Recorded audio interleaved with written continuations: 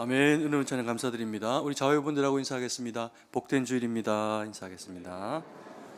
네, 올해 이제 마지막 주일인데요. 우리 격려하면서 한 번 더 인사했으면 좋겠습니다.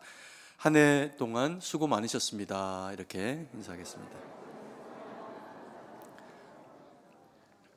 네, 오늘은 이제 52주째가 되는 2023년도의 마지막 주일입니다.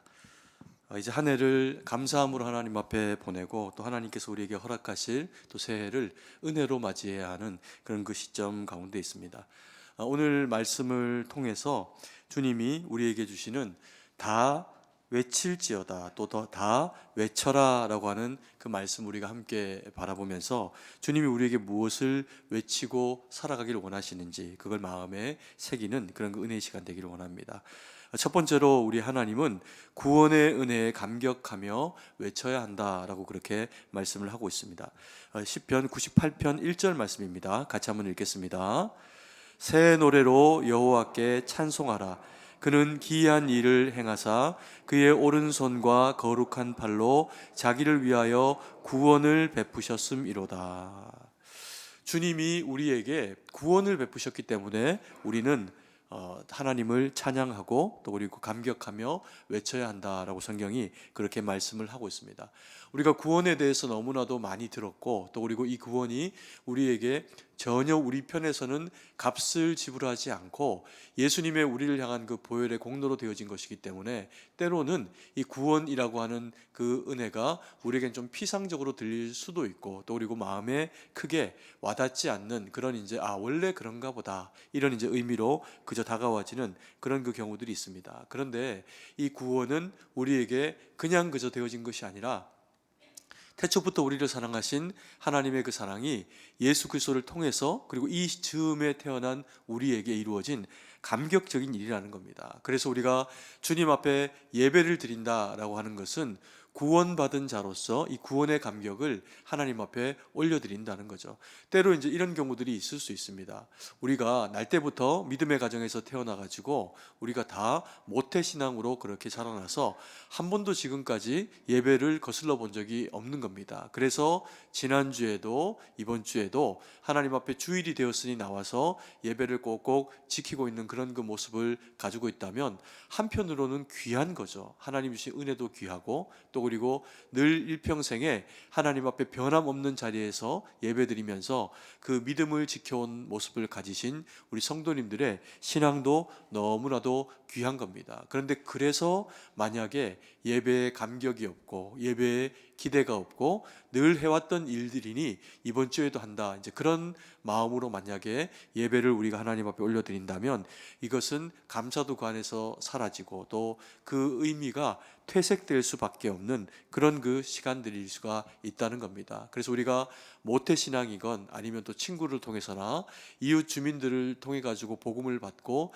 교회를 나오게 되었던 한 주를 혹은 한 주 이상을 교회를 다니면서 그 예배의 자리에 나를 거기다가 두고 하나님 앞에 서게 되는 사람들 중에서 부름받지 않고 그냥 한번 와봐야겠다 생각해서 오신 분은 없다는 겁니다. 다 이런저런 이제 모태신앙이 되었던 아니면 누군가의 전도를 통해서 이건 간에 하나님이 부르셨기에 그 마음에 동의를 하고 그리고 내가 하나님의 자녀입니다 라고 하는 믿음의 고백으로 우리가 이 자리 가운데 나와서 하나님 앞에 그렇게 예배를 드리고 있다는 거죠. 그래서 예배에는 감격이 있어야 하고 감사가 있어야 됩니다. 그래서 주님 앞에 오늘은 나에게 하나님이 어떤 말씀을 주실까 그것을 우리의 귀에 기울이고 또 듣고 새기게 될 때 삶을 살아갈 때 이 절대적인 구원이라고 하는 예수 그리스도의 십자가로 말미암는 영생의 구원 이외에도 우리는 삶 가운데서 주어지는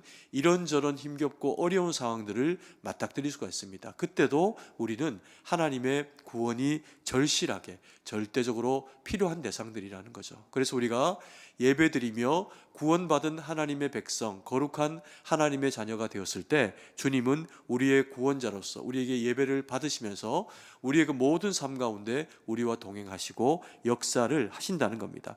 그것을 우리 98편 2절 말씀은 이렇게 이야기합니다. 같이 한번 읽습니다. 여호와께서 그의 구원을 알게 하시며 그의 공의를 문 나라에 목전에서 명백히 나타내셨도다. 여호와께서 그의 구원을 우리에게 알게 하셔서 우리가 주님의 구원받은 택한 자녀입니다 라는 것을 우리로 하여금 알게 하시면서 영광을 받으시고 예배자로 우리를 세우신다는 겁니다. 그런데 이런 이제 일들이, 예배자로 우리가 서게 되는 이런 일들이 우리에게 있게 되면, 먼저는 우리가 하나님 앞에 구원받은 이 땅을 영원한 줄 알고 살았는데, 이 땅만 영원한 것이 아니라 이후에 장차 우리가 하나님의 품에 안기게 될 때 그 영원히 살게 되는 하나님의 나라에 주님이 우리를 품어 안으신다고 하니, 이 구원의 감격이 얼마나 큰지를 우리로 하여금 마음에 새기고 노래하게 합니다. 그리고 또 말씀드린 것처럼 우리의 삶에 힘겹고 어려운 그런 그 순간들이 있는데, 그때도 우리가 하나님을 구하고 찾으면 하나님이 우리 가운데 역사하신다는 거죠. 그것을 오늘 읽은 이 시편 98편 2절 말씀이 우리에게 뭐라고 이야기하냐면, 그의 공의를 문나라의 목전에서 어떻게 나타내셨도다? 명백히 나타내셨도다, 이렇게 이야기를 하고 있습니다. 명백히 나타내신다라고 하는 것이 어떤 의미일까요? 분명하게 나타내신다는 거죠. 확실하게 나타내신다는 겁니다. 그래서 우리가 예수님을 믿는 하나님의 자녀이면 구원의 산소망만 아니라 세상을 살아갈 때 때로 힘겹게 부딪혀오는 그런 그 주님의 구원의 영역이 필요한, 도우심이 필요한 그런 일들을 만날 때 하나님 앞에 기도하면 하나님이 우리에게 명백하게 나타나신다는 겁니다. 뭐 대충 이랬다가 저랬다가 이게 아니고, 명백히 하나님 앞에 구하면 하나님이 그 은혜로 우리 가운데 역사를 하신다는 거죠. 이것을 누리지 못하고 살아가는 성도가 있다면, 그래서 이게 얼마나 아쉽고 안타까운 일인지 모릅니다. 예를 들면 뭐 이런 걸 수 있죠. 우리가 하나님의 은혜를 받았다라고 하는 것은 예배를 통해서나 삶 가운데서 주의 도우심을 힘입고 살아가는 그런 그 은혜를 누리게 되는 건데, 예배 드리고 다 그렇게 살아가는데 주님의 은혜를 이 세상을 살아가는 동안에 누리지 못하고 살아간다라고 하면 너무나도 사실은 아쉬운 일이죠. 특권을 분명히 명백히 주셨다라고 그렇게 이야기를 하는데, 명백한 이 하나님의 은혜를 누리는 방식은 무엇이고 누리지 못하는 방식은 무엇이냐는 겁니다.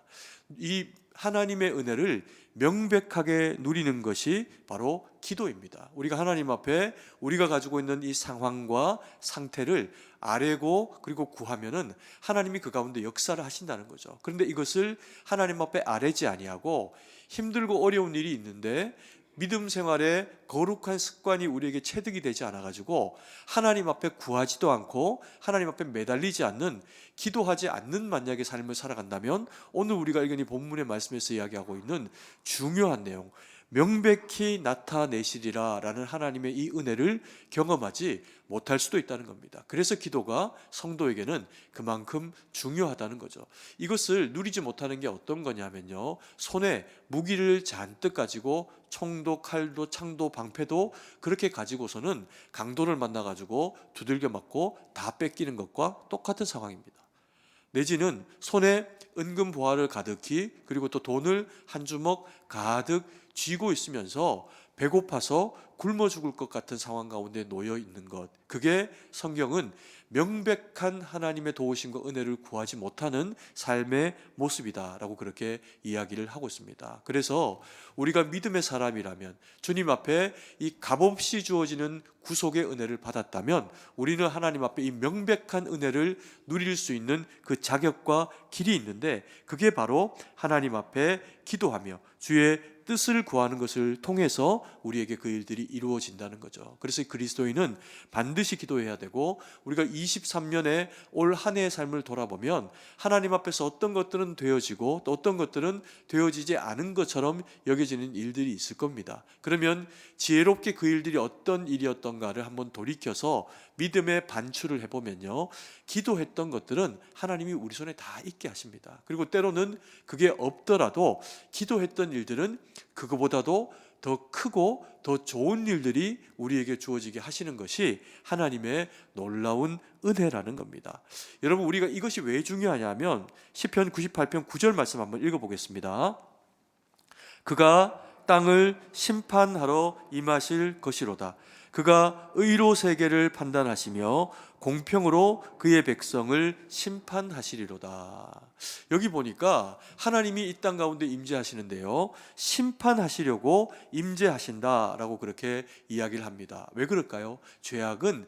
이 세상은 죄악 가운데 놓여 있기 때문에 그렇습니다. 그래서 우리가 예배자로 서서 하나님의 말씀을 듣고 은혜로 우리의 영혼을 채워서 하나님의 말씀과 뜻 가운데 그렇게 살아가려고 애쓰고 몸부림하지 않으면 믿음의 사람이라고 해도요, 세상에 쉽게 휩쓸려 살아갈 수 있는 그런 그 상황 가운데 놓이게 됩니다. 그때 하나님이 그래서 우리에게 시편 98편 3절 말씀 보면 이렇게 이야기합니다. 제가 읽어드리겠습니다.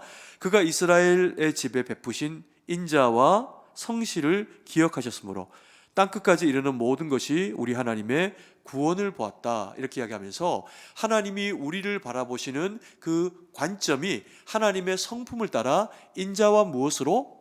성실로 우리에게 반응하신다는 겁니다. 그래서 우리가 때로 심판이라고 하는 어떤 절체절명의 위기의 상황이나 어려움들이 우리 가운데 있을 때 우리를 인자히 바라보시고 성실하게 우리를 지키시는 그 하나님 앞에 기도하면 이 심판은 때로 하나님의 구원을 경험하게 되는 놀라운 은혜의 장이 된다는 거죠. 그래서 때로 우리의 인생에 힘겹고 어려운 일들이 찾아오게 될 때 하나님 앞에 소리쳐 기도하며 간절히 하나님 앞에 구하면 능력이 되시는 주님이 우리 가운데 역사하시면서 우리를 도우시고 일하시는 것을 우리는 경험하게 됩니다. 그래서 오늘 첫 번째, 너희는 외칠지어다, 너희는 외쳐라 라고 이야기하면서 하나님의 그 구원의 감격이 너희에게 능력이 되도록 기도하는 믿음의 삶을 살아가라, 그렇게 우리에게 말씀을 하고 계시는 거죠. 그게 성도가 누릴 수 있는 그런 그 은혜라는 겁니다.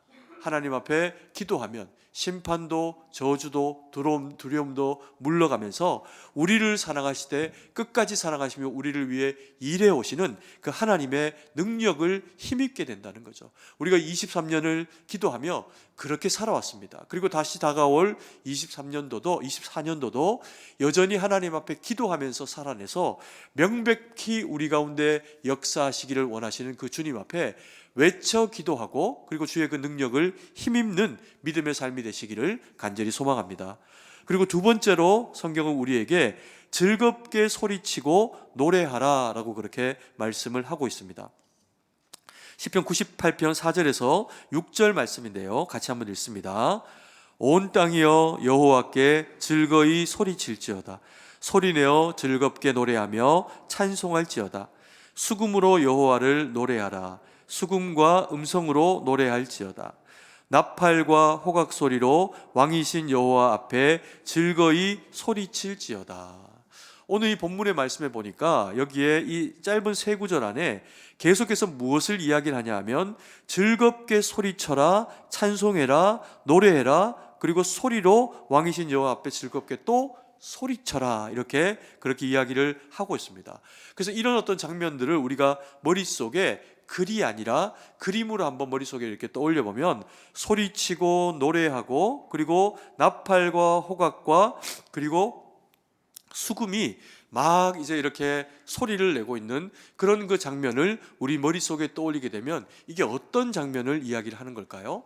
잔치죠. 잔치가 벌어진 겁니다. 그래서 사람들이 그 안에서 노래하면서 막 시끌벅적한 겁니다. 그래서 여기에는 잔치가 벌어진 사람들의 그 기쁨과 환호를 표현하는 하나님으로 말미암는 그 기쁨을 노래하는 그것을 이제 표현을 하고 있죠. 그런데 여기서 보면요, 수금 등장하고요, 그리고 또 음성으로 노래하고 나팔과 호각까지 등장해서 즐겁게 노래합니다. 그러니까 이것은 단순한 형태의 그런 그 잔치가 아니라 최소한 혼인잔치 또는 그 이상의 의미의 어떤 잔치가 벌어진 걸로 볼 수가 있습니다. 어떤 잔치가 벌어졌을까요? 천국에서 가장 큰 잔치가 벌어지고 있다라고 하면 그것은 딴 게 아니라 왕이신 주님이 전쟁 가운데서 이겼을 때 백성들이 우리를 위해 싸우신 하나님 앞에 찬양하며 영광 돌리게 되는 모습이 오늘 우리가 읽은 이 시편 98편 4절에서 6절까지에 해당하는 그런 그 모습이라는 겁니다. 그래서 왕이 우리를 위해 싸워서 전쟁에 승리하고 그리고 이제 돌아오시니 우리는 기뻐서 왕을 맞이하는 모습, 이 모습을 우리에게 설명을 해주고 있는 거죠. 이게 왜 우리에게 귀한 일이냐 하면 9절 말씀입니다. 98편 9절 말씀을 같이 한번 읽습니다. 그가 땅을 심판하러 임하실 것이미로다. 그가 의로 세계를 판단하시며 공평으로 그의 백성을 심판하시리로다. 여기 보니까 심판자로 하나님이 우리 가운데 임하시는데 이 심판은 두 가지 형태로 이루어질 수 있습니다. 그 죄에 대한 결과에 대해서 심판하신다라고 할 때 심판이 있죠. 그런데 예수 그리스도의 그 십자가의 보혈의 공로로 말미암아 우리가 죄인됨으로 영벌로 가게 될 이 심판은 절대적인 구원은 주님의 은혜로 말미암아 해결됐습니다. 우리의 공로나 우리의 노력이 전혀 없이 하나님의 도우심으로 말미암아 우리에게 이 구원은 100% 주의 보혈의 십자가의 능력으로 우리 가운데 이루어졌습니다. 그러니 우리에게는 이 심판은 지나갔습니다. 그런데 때로는 우리의 삶에 이게 내가 심판을 받고 있는 것이 아닌가 싶을 정도의 어려움과 힘겨운 어떤 상황들이 우리의 육신과 우리의 삶 가운데 찾아올 때가 있습니다. 내 고통이 아니어도 나의 배우자나 내 자녀들이나 가까운 사람들에게 혹은 나에게 인생의 문제들이 찾아와 가지고 우리를 막 흔들고 마치 믿음 없는 사람인 것처럼 우리를 막 쑤시고 그리고 힘겹게 만드는 그런 상황들을 우리가 경험을 할 때가 있습니다. 그때 전쟁에 능하신 하나님이 이 심판과 이런 형태의 곤란과 어려움 가운데 우리를 도우시는 구원자로 우리의 삶의 역경과 어려움 가운데 등장하여 나타나 주시면 우리는 이게 심판이 아니라 하나님의 무엇을 경험하는 것이 되겠죠? 구원을 경험하는 일이 된다는 겁니다. 그래서 영혼도 구원돼야 되지만 힘들고 어려운 척박한 이 시대를 살아가는 우리 모든 그리스도인의 고난과 그리고 고된 삶 가운데 하나님은 심판자가 아니라 구원자로 우리 가운데 그렇게 역사하시기를 원하신다는 거죠. 그래서 우리는 이 절대적인 구원이 하나님의 그런 그 배려로 예수 그리스도의 그 십자가로 우리 가운데 이루어져서 우리가 주님과 함께 세상을 승리하며 살아간다는 겁니다. 근데 우리가 그렇기 때문에 이 구원의 감격과 은혜를 경우에 따라서는 우리가 장차 하나님 앞에 서게 되는 우리의 명이 다해서 주님 앞에 서게 되는 그 구원의 때에만 이게 이루어지는가? 이렇게 생각하는 경향이 있을 수 있습니다. 혹은 또 하나님이 우리 가운데 재림하실 때야 하나님의 이 통치와 심판을 우리가 경험하게 되나? 이렇게 생각을 하게 되는 경우가 있을 수가 있죠. 그런데 성경은 그렇게 이야기하지 않습니다. 성경은 지금 이 세상에 힘들고 고단한 이 세상을 살아가는 우리에게 하나님의 심판과 하나님의 구원은 여전히 우리 가운데 임하신다라고 성경이 그렇게 이야기를 하고 있습니다. 어떤 맥락에서 그럴까요? 우리는 하나님의 구원받은 백성으로서 이 땅을 살아가게 돼서 예수님의 십자가의 그 공로가 나의 모든 죄악을 다 시뻘건 주의 피로 물들이고 정결케 하였다라고 하는 것을 믿습니다. 그러면 그 믿음이 우리 마음 가운데 있어서 천국 갈 때만 주님 뵙는 게 아니라 우리 마음 가운데 주님이 임재하시고 들어오시게 됩니다. 이것을 예수님이 어떻게 우리에게 표현을 하셨냐면 내가 올리워 가는 것이 너희에게 유익하다라고 말씀하시면서 십자가를 지시고 그리고 죽으시고 3일 만에 우리의 부활의 모범이 되기 위해서 일어나십니다. 그 사망 권세를 깨고 일어나시고 그 제자들과 함께 40여일을 동행하시고 난 이후에 보는 데서 올리워 가십니다. 하나님 보좌 우편에 올리어 가시면서 주님께서 우리에게 약속하셨습니다. 내가 다시 오마도 약속하셨지만 내가 올리어 가는 것이 너희에게 유익하다 말씀하시면서 보혜사 성령을 우리의 마음 가운데 보내시겠다고 약속하셨습니다. 그래서 하나님의 통치, 성령 하나님이 우리의 마음을 장악하시면서 우리와 함께 하신다는 거죠. 그래서 이 세상을 살아가는 동안에 우리의 그 모든 삶의 형편 가운데 내가 어떤 상황, 누구를 만나고 어디에 있든지 주님은 우리와 함께 하시면서 때로는 위로하시기도 하고 때로는 꾸짖기도 하시고, 그래서 더 올바른 하나님의 길로 우리를 세우시기도 하시면서 우리를 통치하고 다스리신다는 거죠.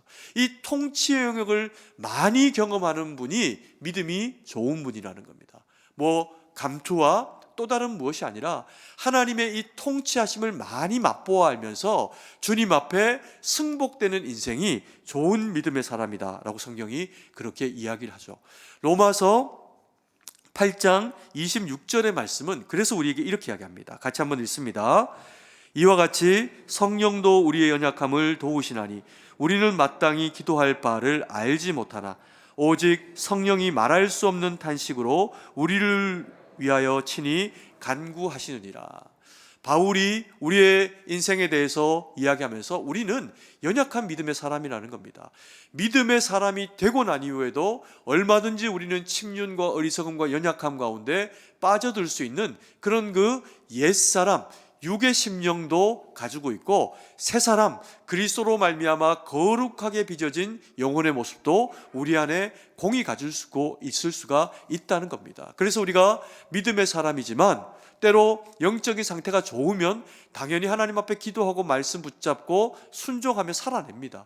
근데 때로는 영적인 컨디션이 떨어지고 말씀이 안 들어오고 그리고 내 마음대로 살고자 하는 내 마음의 옛 사람의 자아가 우리에서 올라오게 되면 하나님 앞에 순종하고 싶은 마음이 생기지를 않는 거죠. 그래서 때로는 누군가를 미워하기도 하고 분당 짓기도 하고 그리고 악하고 어리석은 그런 그 말이나 생각을 그리스도인임에도 불구하고 할 수가 있더라는 겁니다. 그때 우리에게 하나님이 어떻게 하실까요? 오늘 읽은 그 로마서 8장 26절에 보면 성령도 우리의 어떠함을 연약함을 어떻게 하신다? 도우신다. 하나님이 우리와 함께 하신다는 거죠. 그래서 우리 마음을 때로는 불편하게 하시기도 한다는 겁니다. 그러면서 성령이 말할 수 없는 무엇으로? 탄식으로 우리를 일깨우시면서 그렇게 하면 안 된다. 혹은 이렇게 하는 것이 더 맞다. 믿음의 사람이면 네가 직분자라고 하면 교회의 중요한 하나님의 사람이라고 하면 공동체를 유익하게 하는 일에 너의 영혼과 삶을 사용해야지. 때로는 물질도 시간도 무엇도 하나님이 우리에게 간섭해 들어오시면서 내 생각과 판단과 나의 기준이면 요만큼 해도 되는데 하나님이 우리의 심령을 자극하시면서 때로는 말할 수 없는 탄식으로 더 순종해라, 더 바쳐라, 너는 더 헌신해라, 너는 더 귀하게 주님의 몸된 교회를 위해서 애써라, 이렇게 말씀을 하시기도 한다는 거죠. 왜 그럴까요? 기대치가 다르시기 때문입니다. 모든 사람에게 믿음을 주시고 구원의 반열에 들어가게 하신 은혜는 그 절대적인 구원의 은혜는 똑같습니다. 그런데 이 땅을 살아가는 동안에 더 거룩하게 하나님이 쓰기를 원하시고 더 귀하게 쓰기를 원하시는 사람들은 하나님이 그 심령 가운데 성령으로 통치하시면서 때로는 탄식하게 하시기도 하고 때로는 기뻐 헌신하게 하시기도 하시면서 우리를 하나님이 그와 같이 간섭해 들어오신다는 거죠. 여러분, 성경의 탄식은 사실 우리와 하나님 사이의 충돌입니다. 그렇지 않겠습니까? 내 생각과 하나님의 생각이 똑같으면 탄식이 나올 일이 없죠. 근데 성경에는 수많은 영혼의 탄식을 가진 사람들의 이야기가 등장합니다. 그들이 다 영적인 위인입니다. 이 영적인 위인들과 하나님 사이에는요 다툼이 있습니다. 그래서 부족하고 또 어리석고 연약한 모습이 있을 때 하나님이 사랑하시니 그것을 방치하는 것이 아니라 내새끼고 사랑하니 끝까지 그의 삶에 찾아가셔가지고 간섭하시면서 더 거룩한 하나님으로 하나님의 자녀로 세워내는 작업을 하십니다. 그게 신앙의 사람들, 영적 위인들의 공통적인 모습입니다. 그래서 하나님은 싸움쟁이세요. 하나님하고 싸워보셨습니까? 오늘 우리가 읽은 이 본문의 말씀에 4절, 5절, 6절 말씀이 그렇게 하는 것처럼 하나님과 싸워가지고 이길 수 있을까요? 절대로 못 이깁니다. 성경은 그렇게 이야기합니다. 우리 하나님은 절대적인 싸움꾼이다. 그래서 싸우려고 태어나고 속이려고 태어난 이 마귀도 하나님을 못 이깁니다. 그러니 누가 하나님을 이기겠습니까? 그래서 신앙의 본질이 무엇이라고 우리에게 설명하냐면, 신앙의 본질은 하나님과 싸우는 것이 아니고 하나님께 무엇하는 거다? 순종하는 거라는 겁니다. 말씀에 순종하고 주의 뜻 가운데 순종하면, 그래서 하나님 앞에 기도하면 하나님이 우리를 위해서 싸우시는데, 내가 하나님 앞에 불순종하고 막 남 괴롭히고 하는 일마다 교회를 어지럽히고 그리고 또 이런저런 악한 일들을 만약에 감당한다고 하면 하나님이 세상 사람과 싸우는 게 아니라 누구랑 싸울까요? 나랑 싸우시는 겁니다. 선택해야 됩니다. 하나님이 나를 위해서 싸우게 할 건가? 하나님이 나랑 싸우게 만들 건가? 이게 신앙인이 가지고 있는 영적 전쟁의 양상이라는 겁니다. 여러분, 이것을 잘 대변해 주는 인물이 누구냐면요, 야곱이라는 인물입니다. 성경에 이 야곱이라고 하는 인물이 굉장히 많은 비중을 차지하고 또 굉장히 중요한 그런 그 인물로 다루어지는 대상입니다. 그런데 성경에서 영적 위인들이 많아가지고요, 내가 이분을 좀 닮았으면 좋겠다, 내가 이분에게 좀 이런 신앙의 어떤 면모를 좀 배웠으면 좋겠다, 이런 생각들을 우리는 성경의 등장인물들, 아브라함부터 해가지고 우리는 그런 생각들을 하고 또 마음에 새기고 배우려고 합니다. 그런데 야곱은 절대 배우지 마십시오. 성경은, 저는 그래서 진짜라고 생각합니다. 성경은 가감이 없습니다. 있는 그대로를 서술을 하고 있어서 그 사람이 아무리 믿음의 사람이어도 잘못하고 있는 것은 잘못하고 있는 것으로 기록하고 그 사람이 잘하고 있는 것은 잘하고 있는 것으로 기록합니다. 그래서 저는 성경을 읽어보면 이게 진짜 하나님의 말씀이구나 라고 하는 것을 거절할 수가 없어요. 100% 성경은 하나님의 말씀이고 우리에게 너희가 지혜로 믿음의 사람 되어져 가지고 이 선택을 어떻게 할 것인가를 결정하랍니다. 그것을 보여주는 대상이 제가 아까 야곱이라고 그렇게 말씀을 드렸는데, 이 야곱은요, 가끔씩 성도님들 중에서, 신앙인들 중에서 이제 나는 야곱이 참 좋아 이렇게 말씀을 하시는 분들이 계십니다. 그렇게 이야기할 때 야곱의 긍정적인 면은 뭐냐면, 절대 자기 인생을 포기하지 않고 하나님 앞에 기도하는 기도의 사람, 낙타 무릎 이런 이제 표현으로 야곱을 좀 이제 긍정적으로 바라보고 표현하긴 합니다. 그걸 제외한 나머지 모든 영역에서요, 야곱을 절대로 배우면 안 됩니다. 야곱은 뱃속에서부터 싸웁니다. 형하고 싸웁니다. 그리고 형이 먼저 나가려고 하니까 형이라서 나가는데 발목 잡으려고 그럽니다. 그래서 그 이름이 야곱이 속이는 자입니다. 한평생 속입니다. 형하고 싸우고 형하고 속여가지고 팥죽 주고 장자권 뺏고, 하나님이 뱃속에서 이미 네가 크다 그렇게 축복하셨고 이미 구별해서 세우셨는데 믿지 못하는 겁니다. 그러니 어떻게 해야 됩니까? 형하고도 싸워야 되고 아버지도 속여야 되고 엄마하고 결탁하고, 그리고 나서 그랬더니 도망자가 됩니다. 그 어디 복이 있습니까?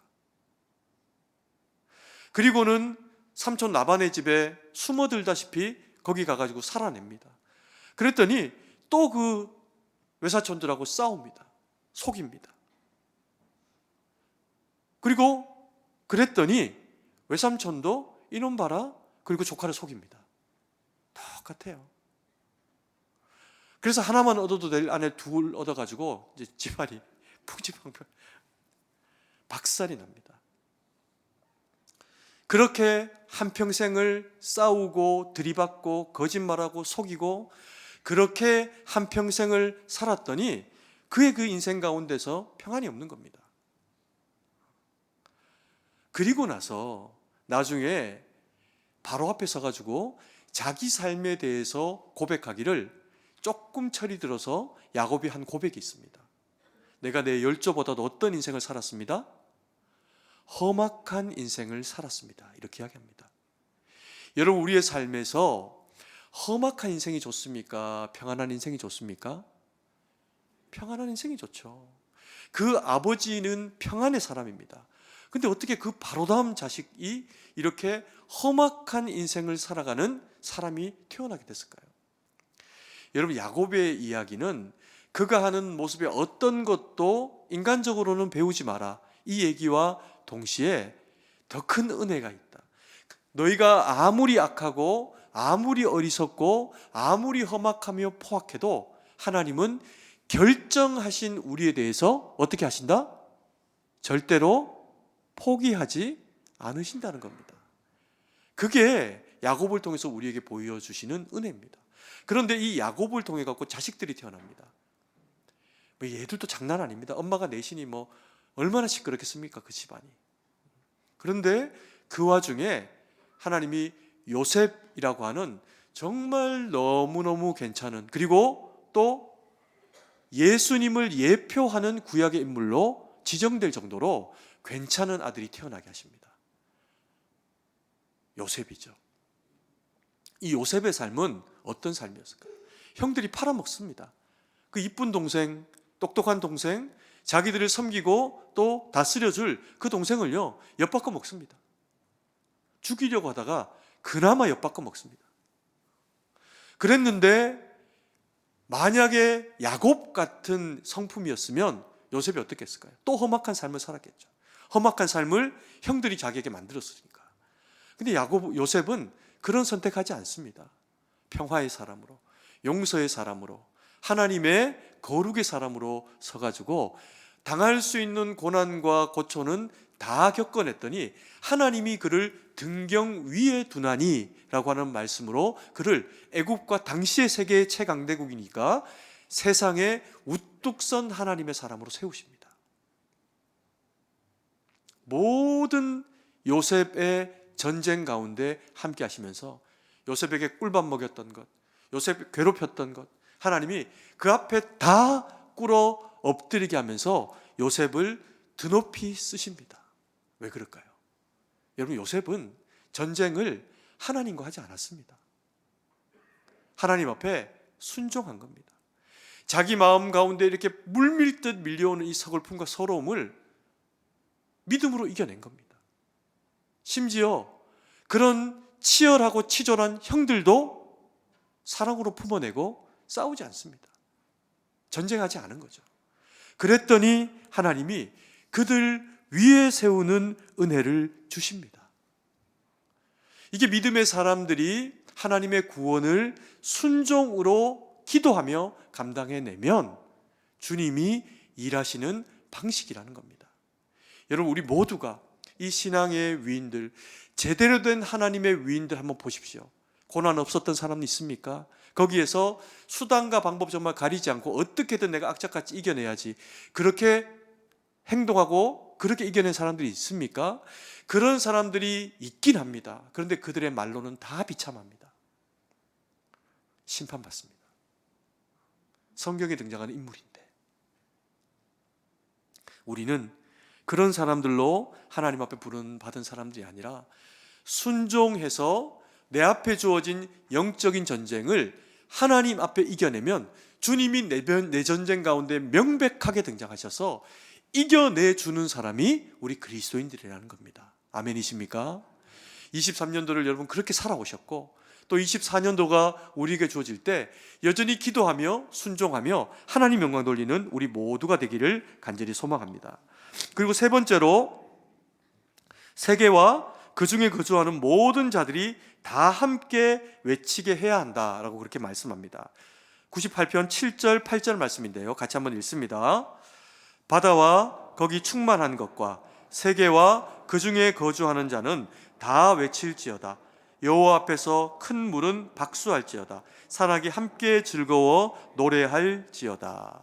이게 무슨 말씀일까요? 여기 보면은 바다와 거기 충만한 것들이 등장합니다. 그래서 피조의 세계들이 바다에서부터 물고기, 고래 이런 것들까지도 다 어떻게 해야 된다? 하나님을 찬양하고 높여야 된다는 겁니다. 그리고 이제 세계라고 해서 육지에 살아가는 모든 생물들, 그리고 그 중에 거주하는 자들, 이렇게 하면서 사람들도 다 외쳐야 한다는 겁니다. 무엇을?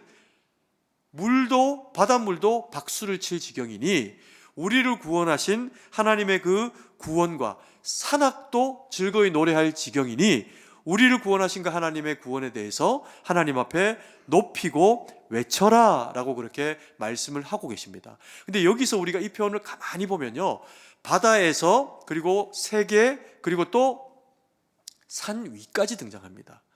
그래서 모든 지경의 대상들 그리고 영역들, 어디에 속한 것들이어도 하나님의 피조의 세상에 속한 모든 대상들은 다 하나님을 높이고 찬양해야 한다. 그것을 우리 가운데 설명을 하고 계신 거죠. 이게 우리에겐 결국 무엇을 이야기하냐 하면요, 하나님을 높이는 이 영적 범주에서 벗어나 있는 모든 대상들은 다 아무리 똑똑해도 아무리 잘나도 다 지옥 간다는 겁니다. 여러분, 우리가 애를 낳고 키우면 이 아이에 대해서 얼마나 기대감이 있습니다.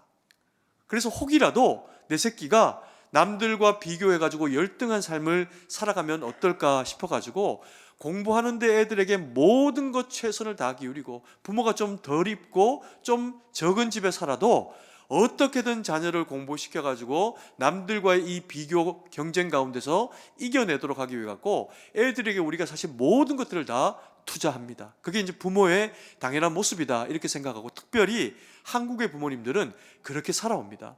그런데 보십시오, 그렇게 경쟁해서 친구도 뭐도 없고 네가 이겨야 되고 네가 잘해야 되고 네가 잘 되어야 하는 것에 대한 그 가치의 집중으로 우리의 자녀들이 그렇게 크고 나면 따지고 보면 부모의 희생과 부모가 안 입고 덜 먹고 해서 그것들을 다 누리게 된 결과물로 자녀가 잘 되었는데 누가 잘해서 잘 된 줄 알까요? 자기가 잘해서 잘 된 줄 압니다. 그래서 부모도 친구도 누구도 안중이 없는 그런 그 대상이 되어버립니다.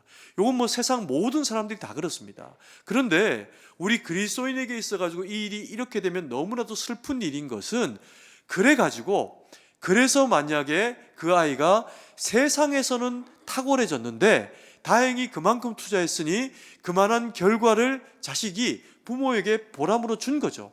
그런데 그래서 세상을 크게 보고, 그래서 세상 가운데 자기의 가치와 의미를 두고 그렇게 세상에서 존중받는 사람으로 그렇게 구별되어 살아오고 자라나는 것이 체득되다 보니까 결국에는 인생에서 가장 중요한 구원과 그리고 나의 주 되시는 예수님은 안중에 없는 삶을 살아가게 된다면 그 멋진 인생, 그 희생으로 되어진 인생의 끝이 사망이라는 겁니다.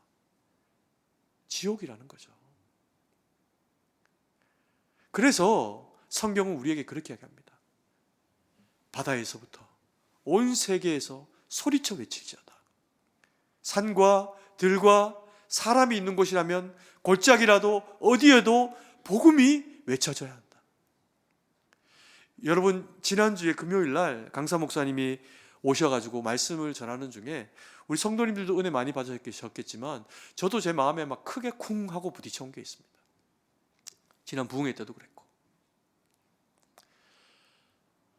세상에 수많은 교회들이 있고 교회는 다 복음으로 살아내고 그리고 세상의 변혁을 위해 갖고 주님 앞에 몸부림치며 살아야 한다는 겁니다. 그런데 교회는 성당이 아닙니다. 그러다 보니 로마 카톨릭을 향해서 뭔가를 하달받고 뭔가 이렇게 하지 않아요. 각자 교회는 각자 복음으로 바로 서서 하나님이 주인이 되심으로 거기 순종해내면서 살아가길 원하는 게 교회입니다. 근데 강사 목사님 그러시는 거예요. 순동교회는 좀 다르다. 어떤 교회가, 한 교회가 복음으로 하나님의 나라를 전파하고 열심히 살아서 교회가 부흥하고 성장하고 그럴 수 있지. 그런데 그 한 교회가 그래서 할 수 있는 그 파급 효과를 놓고 승동교회가 가지고 있는 만약에 동일한 일들이 승동교회에게 이루어질 때 이 파급 효과가 같겠냐는 겁니다.